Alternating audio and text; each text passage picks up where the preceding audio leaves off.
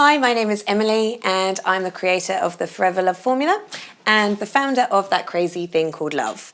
And I am ridiculously passionate about helping women find, build and maintain true love in their lives. And I've been asked today to share my fearless story with you.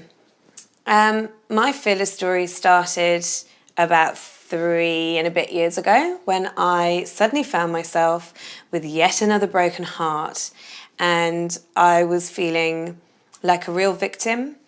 I felt lost, I felt lonely, I felt confused, I was borderline desperate by this point, and I decided that I had had enough.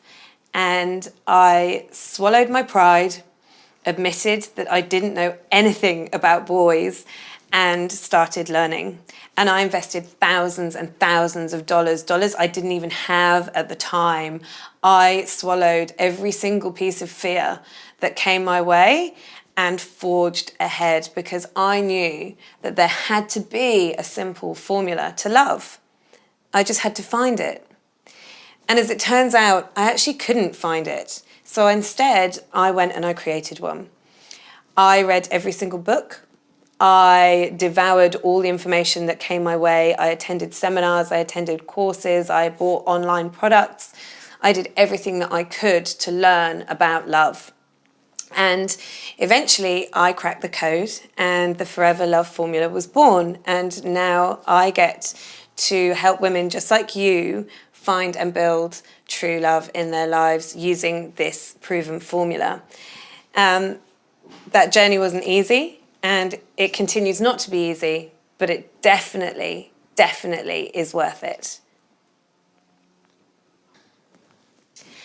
What makes me want to live fearlessly? I think when you have lived in fear for a very long time, it becomes normal and you don't realize that you are operating from a place of fear. And it's not until the pain of where you are at that time becomes greater than the fear of the unknown that you tend to act. And that was really true for me. So what makes me want to live fearlessly is that I lived for a long time in fear and the results I got were fear-based results. They were rubbish, especially in terms of my love life. And the moment I started living fearlessly, the moment I started building trust in myself and faith in myself, building my self-worth, really beginning to love myself, and not in a narcissistic way, but in a solid, confident way, the moment that changed, the fear dissipated because I was just taking action. And the more action I took, the more results I got. And the more I tested and measured the actions that I was taking, the better the results I got. And that formula has fit into every single area of my life. And as a business owner, I know that to help the people that I want to help, I need to be an example of how I expect them to be if they enroll in one of my programs. And the women who enroll in my programs are putting their fear aside, and they are embracing vulnerability, they're embracing love, they're embracing themselves, they're embracing other people, they're embracing connection, and the results that they're getting are fantastic. But for my clients to be able to do that, I must be leading by example. So I will never live in fear again. Not in that way, ever. What keeps me motivated? My clients keep me motivated. They are phenomenal women. They're regular women, just like me, just like you. They've just committed to self-worth, self-love, and finding love for themselves. They have potentially found themselves in a very lonely, very vulnerable place, and they want to change it. They want to take back the power in their lives, and they want to be all of who they can be. And they know that although they're not looking for someone else to complete them, that there is somebody who can be driving alongside them on this crazy journey. And that is far more enjoyable than pootling along on your own. So the awesome women and the awesome results that they keep getting just spurs me to find out more and to create more and to give more value. They're phenomenal women. So yeah, the thing that motivates me the most is the concept of true love. I think it's beautiful and I think everyone deserves it. That crazy thing called love is, sure, it's my business, but it's not just the business. It is the Facebook group, the my Instagram account, my Twitter account, my YouTube. It's all just a really safe space for women to explore the concept of love and what it means to find love, what it means to build love, what it means to fall out of love, how we navigate this thing that does sometimes drive us crazy, and how to do it and know that you're supported in the journey that you're taking. I understand that love really does make the world go round, and when you have it and it's brilliant, it just makes the whole world feel better. I believe that we either come from a place of love or we come from a place of fear, and my mission is to spread as much love as possible, because having lived in a space of fear myself, I know how lonely and isolating and scary it can be, and now I live in a place of love and it's just a game changer. I feel happy when I wake up every morning and content when I go to sleep every night. And sure, being a business owner and owning your own business, there's certain stresses that come along with that, challenges. Let me use the word challenge, it's a kind of word. There are challenges that come across with that, but I have the self-belief and the self-worth and the self-drive to meet those challenges head on. And when I was living in a place of fear, I wouldn't have been able to do that. I was paralyzed by it. So that crazy thing called love came about because love is crazy on all sorts of levels, and it's also fabulous. And I'm a massive believer in it.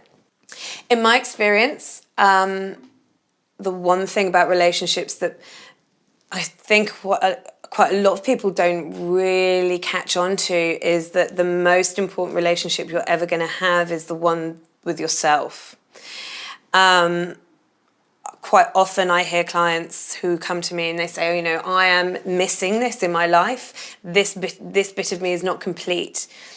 And that language is very dangerous, because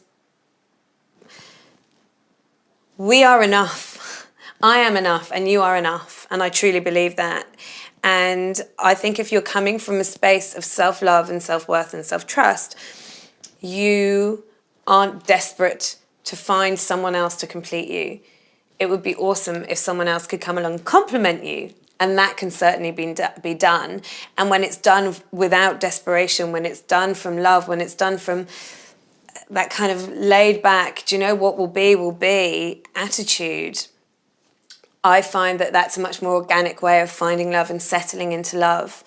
And you manage to stay clear of the drama cycle. So you don't come in as a rescuer or a victim or a persecutor or, I need you or needy. It really is that solid relationship with, I'm in this awesome relationship with myself. And hey, you know what? I think you're awesome too. Why don't we go and do some cool stuff together and go on some adventures? So for me, the most important relationship is the relationship that you will have with yourself, because that relationship isn't going anywhere ever. So really, I think people don't take heed of that enough. Investing in yourself. If you're not in a great, solid relationship with yourself, how can you expect anyone else to be in a great, solid relationship with you? You have to look after yourself first. And the relationship that you have with yourself needs to be your priority. When I start doubting myself, and that happens on a regular basis, I have a couple of strategies that I put in place. The first is I imagine what it is that I want. So let's take relationships, because that's what I'm all about. With a relationship, instead of concentrating on loneliness and feeling isolated and woe is me, there's no one out there, I'm too old, I'm divorced, I've got kids, all the myriad of excuses that I hear women come out with, instead of focusing on that, I shift my focus on what could be. What is going to be amazing when he walks into my life? Who do I need to be to attract the sort of person that I want in my life? So when I do start doubting myself, and of course it happens because I'm a human being, right? Everyone doubts themselves. for me, projecting into what it is that I want, what it is that I want to achieve, really feeling what it's going to feel like when I get there, seeing what that's going to look like, hearing it in my head, seeing the thing that I want to achieve, seeing the success that I want to have, on whatever area of my life that might be in. I find that propels me into taking the action, because it's action. When you're in action, you can't be in fear. So when I start doubting myself, I found the best way to counteract that is to take action. And the best way to motivate and inspire myself to action is to imagine what it is going to look like, what it's going to sound like, what it's going to feel like when I achieve the thing that I am actually doubting that I can achieve. One of the biggest challenges facing modern women today when it comes to finding love is that they don't actually know what they're looking for. So quite often I will have clients come up to me and say, oh, I don't know where to find him. Is he even out there anymore? And I say, well, what have you been doing to try and find this guy? And do you even know who he is? Do you know what your ideal man does for a job, or, what his values are, what his qualities are? And so often they don't. And we don't really give enough time or effort or energy conjuring up what it is that we really want for ourselves. And this is really important for two reasons. Number one, if you know what his values are, if you know the type of person that he is, you know where to find him. And you also know when he rocks up. Secondly, it also tells you a little bit about who it is that you need to be in order to attract this person. So let me give you a bit of a crass example for this.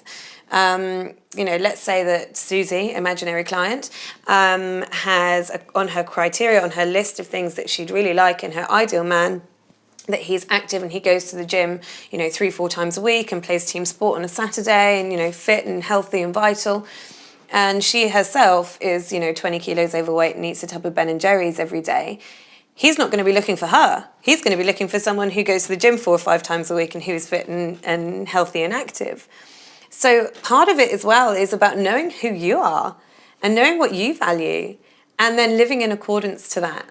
And I think quite often women want a very organic, falling in love, typical Hollywood romance experience. And I think sometimes that puts people off actually going out and saying, right, I'm going to find this guy, I'm ready. So I think for modern day women, one of the biggest challenges is that we get in our own way, and our expectation of how and where to find men, and the amount of work that we need to do on ourselves in order to be in a place where we are open energetically to finding true love, I think can be quite a block for some women. When I have clients who are afraid to take action, it's quite often because they've just found themselves in overwhelm. So the problem is perceived to be huge, and this massive, huge mountain that they have to climb. And no one climbs a mountain in one go. You go up in stages. You go to base camp, and then you go to the next checkpoint or whatever it is. Never climbed a mountain, don't really know what I'm talking about. My point is, you don't go, okay, I need to get to the top of that mountain. You say, right, I need to get to this bit. And then once I'm there, I need to get to this bit. And then once I'm there, I'm going to get to this bit. And that's how you climb a mountain, and that's how you deal with fear. That's how you deal with life. So quite often fear comes when there's a huge amount of overwhelm. This big picture looks exceptionally scary. Go and find a husband, feels overwhelming and really scary. Like, where do you even start with that? Show me your process. Show me your strategy. So my advice for anyone out there, regardless of male, female, regardless as to whether you're looking for love or whether you're looking to build a business or whether you're a first-time mother, whatever it is just do small chunks, bit at a time, one step at a time, one foot in front of the other. It does not matter how quickly you get to the top of the mountain. It's the fact that you're getting there, and it's the fact that you are always in motion, and that motion doesn't need to be a sprint. It can be one foot, then another foot, then another foot, then another foot, base camp, breathe, next bit. Because in my experience, fear comes with overwhelm, and the two go hand in hand very easily. The other thing that I would suggest, and I live and breathe this is an attitude of gratitude, because if you are in a space of gratitude, you are in a space of love. And if you're in a space of love, you cannot be in a space of fear at the same time. They are mutually exclusive. You cannot be in fear and love in equal measure. So really practicing gratitude, and I mean really practicing it. So not just being like, oh, I'm grateful that I've got a house, like actually practicing it, really feeling that feeling. And you will find that when you're in that mindset of gratitude, more stuff comes to you. And the more abundant you are, the less fearful you tend to be. So that would be my advice.